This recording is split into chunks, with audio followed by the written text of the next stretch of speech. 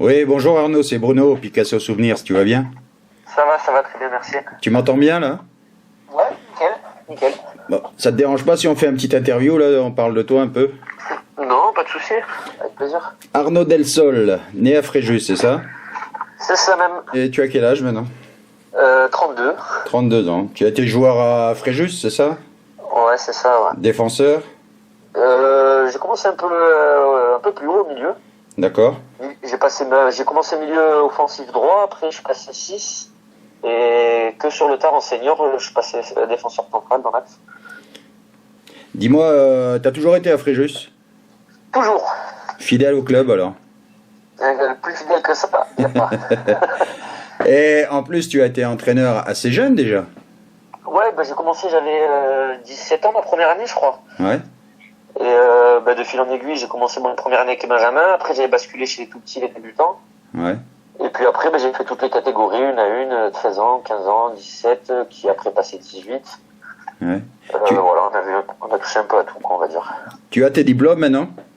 Oui, j'ai passé le brevet d'état premier degré. Ouais. Voilà, j'ai les autres diplômes d'avant, l'animateur senior I1, I2. Ouais, un bon travail de fond puisque c'est le club maintenant t'a mis en équipe 3. Ouais, voilà. Donc une belle reconnaissance quelque part. Voilà, je pense que c'était une suite logique à, justement au fait que j'ai fait toutes les catégories et puis que j'avais fait un peu le tour de la catégorie jeune. Ouais. Et que ça faisait déjà quand même de 3 ans que je demandais à avoir une équipe senior. Bon, Ouais. il y avait des gens qui étaient en place, donc j'ai été patient, j'ai attendu et puis mon heure est arrivée. Voilà. C'est bien, et puis en plus tu fais un beau championnat.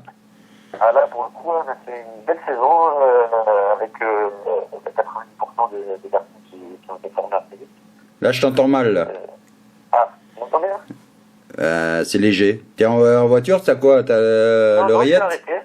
Non, je suis arrêté là, pas d'oreillette, rien du tout. Bon, tu disais Coco? Non, je disais oui, ça faisait 3-4 ans que je la demandais, c'était équipe très senior. Et il y avait quand même il y avait un éducateur qui était en place, donc Eric Landier. Ouais.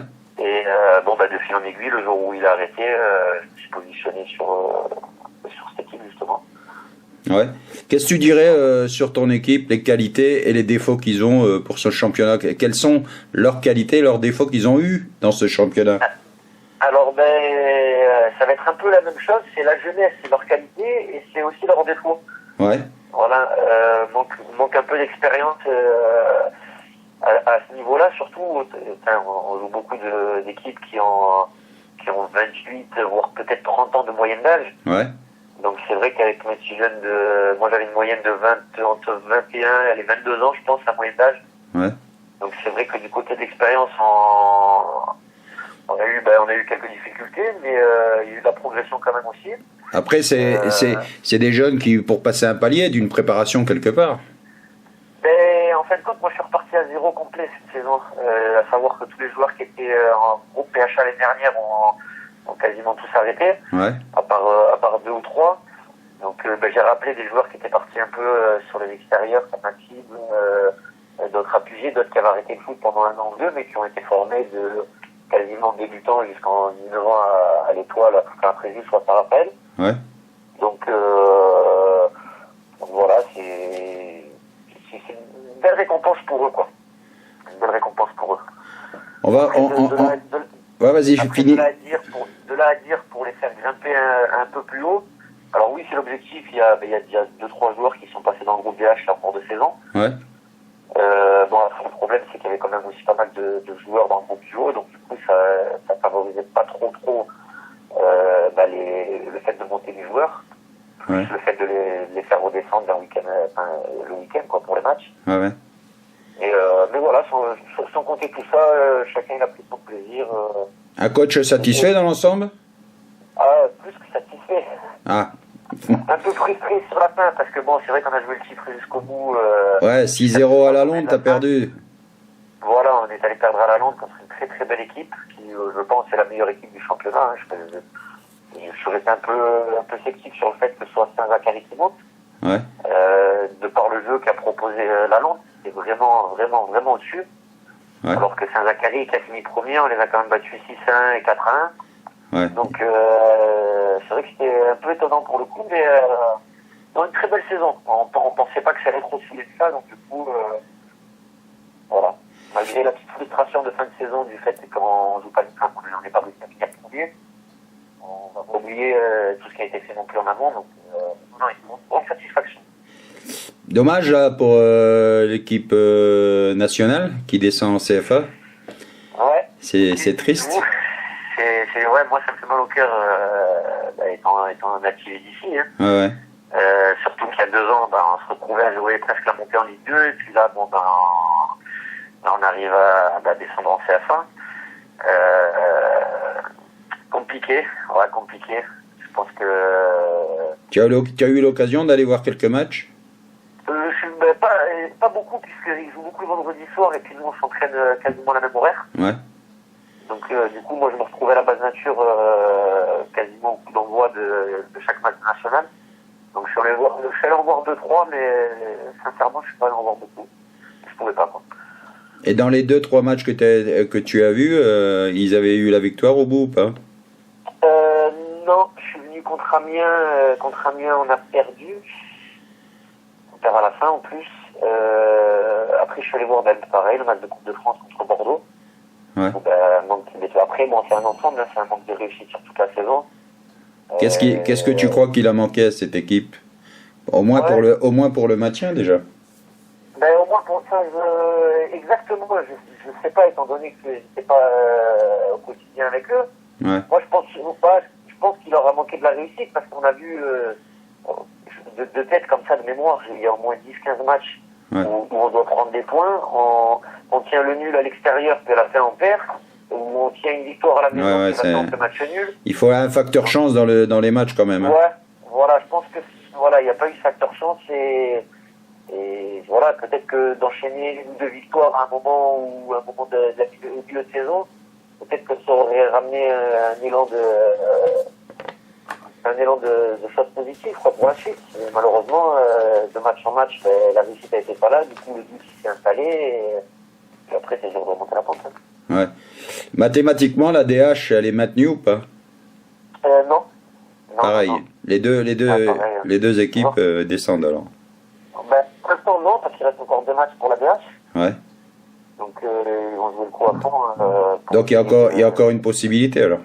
Voilà, il y a encore une possibilité pour la DH, même si c'est vrai que c'est pas très très bien parti, mais tant qu'il y a un espoir, il faut vous donner les moyens. On va revenir sur ton championnat. Au mois de mars, tu disais sur un journal, je crois que c'est ActuFoot, tu parlais que l'objectif c'est d'être dans le trio de tête. Mission accomplie? Voilà. C'était le premier objectif que j'avais fixé, de finir dans les 3 premiers. Quand on était à ce moment-là, je crois qu'on devait se tirer l'amour avec Sporting Toulon et Toulon Le Lac, en sachant que les deux étaient déjà un petit peu décrochés quand même au départ. Et puis au fur et à mesure, on a réussi à décrocher donc les 2 Toulon, et on a réussi à se replacer dans la course pour même essayer de finir champion. Ouais. Bon, à la fin, on n'a pas réussi, mais voilà, la mission est accomplie, en sachant que le départ de la saison, c'est un maintien qu'on nous demandait. Donc, on finit dans les 3 premiers, nickel, rien à dire. Le dernier match, tu vas jouer face... Ouais, Carqueiranne-Lacroix, là, on se dit dimanche. Ouais, j'avais été les voir et j'ai filmé, je sais pas si tu l'as vu sur Facebook, le match de Coupe du Var face à l'Orgue. J'avais filmé Carqueiranne. Je n'ai pas vu celui-ci. Il a amené la DH ou ils ont une équipe aussi? Pardon?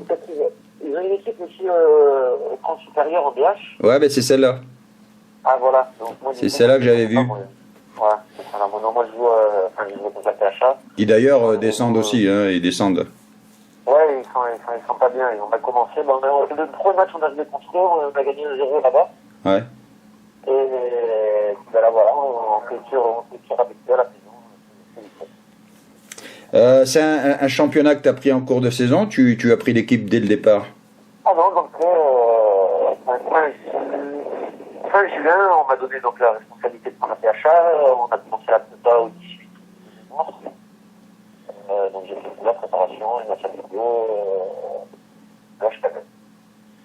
Si tu devais faire une analyse sur ce championnat, tu dirais que c'est méritant les équipes du haut? Comme tu parlais de Sa-Zakari, tu étais un peu en doute sur leur classement. Non, en fin de compte, moi, Moi, ce que je trouve dommageable, c'est je favorise le jeu, moi, depuis le début de la saison avec mes joueurs. Et c'est vrai que c'est une équipe qui produit pas assez de jeux, qui saute les lignes, c'est ça? Ouais, Saint-Zacharie, ils ont essayé de jouer contre nous, mais ils se sont fait contrer à chaque fois. On les a pressés très haut et on les a mis dans des difficultés sur les 2 matchs. On les a vraiment dominés de la tête et des épaules. Et par contre, à contrario, la Londres qui finit 2e et qui ne monte pas, eux nous ont complètement archi-dominés aussi sur les 2 matchs, tout en proposant du jeu. Donc moi, dans mon principe d'éducateur, c'est le jeu qui prime avant tout. Donc c'est vrai que j'aurais préféré pour le football en lui-même que ce soit la Londres qui monte, que Saint-Zacharie. Après, c'est vrai que ça produit plus de jeux, ça part du gardien et ça monte les lignes tout doucement. C'est vrai que c'est différent. Tout à fait. Ouais. Au niveau caractère, t'as changé parce que la dernière fois qu'on s'était vu, je crois que tu t'es fait jeter par l'arbitrage, il t'a sorti quoi. C'était le dernier match où j'étais là avec toi et ton père. Tu t'es canalisé sur ça, sur les erreurs d'arbitrage? Ouais. T'es un peu volcanique, Arnaud. Non, j'ai toujours été comme ça sur le terrain. Ouais. Et c'est vrai que moi maintenant, ça fait 15 ans que je suis éducateur, donc au fur et à mesure, j'ai appris à prendre sur moi. Malheureusement, des fois, je suis obligé de ressortir sérieusement. Non, parce que tout simplement, les éducateurs en face, ils commencent à harceler l'arbitre. Ouais. J'ai l'impression que si je la ramène pas, il y a tout qui va basculer dans un seul sens. D'accord. Alors, il y a des fois, des fois, je mets une gueulante par match. Dans le premier quart d'heure, je vois que ça commence à déraper à côté. Je mets une gueulante. Ouais. Et puis, bon, après je me calme. En général, tous les arbitres de PHA, je pense pas qu'ils diront beaucoup de mal de moi cette saison. Peut-être que c'est moi qui a été plus virulent que moi. C'est bon. Pour l'année prochaine, on garde le même coach et on recommence ou pas? Normalement.